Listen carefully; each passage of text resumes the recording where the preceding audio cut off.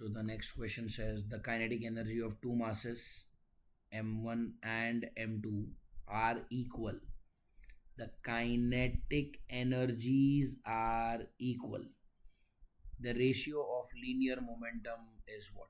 Ratio of linear momentum पूछा है. The formula for momentum is 2 into mass into kinetic energy. Everything is under root.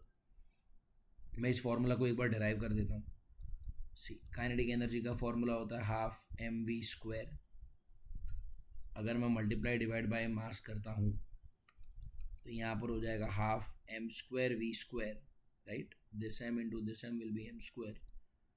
ये V square as it is and 1/v. Now this M square V square, M V होता है momentum, तो M square V square हो जाएगा momentum का square.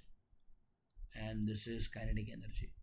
So this 2 comes here, this m comes here, and then we have kinetic energy here. और अगर इसका root निकाल लिया तो आपको मिलेगा मोमेंटम. तो मोमेंटम का फॉर्मूला होता है under root of 2 times mass times kinetic energy. So 2 times mass times kinetic energy. अब क्वेश्चन में आपको क्या बोला है कि kinetic energy of both the bodies are equal. तो आपका जो काइनेटिक एनर्जी है, ये वाला जो हिस्सा है, वो हो गया आपका constant.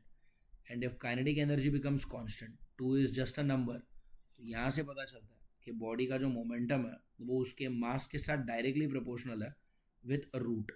So I can say that momentum is directly proportional to root of मास.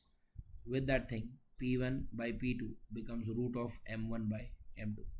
और आपको लीनियर मोमेंटम का रेशियो ही पूछा है, तो root of m1 by m2, root of m1 by m2 is nothing but option C. Hope you got it. Thank you.